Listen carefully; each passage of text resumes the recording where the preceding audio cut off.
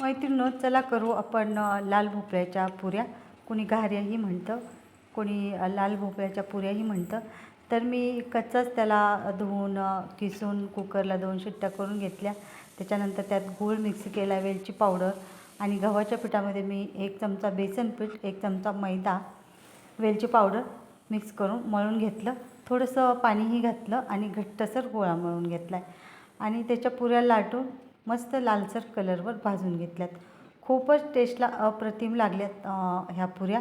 तर आमच्याकडं लाल भोपळ्याच्या पुऱ्याही म्हणतात आणि घाऱ्याही. तुमच्याकडे काय म्हणतात नक्की सांगा कमेंट करून.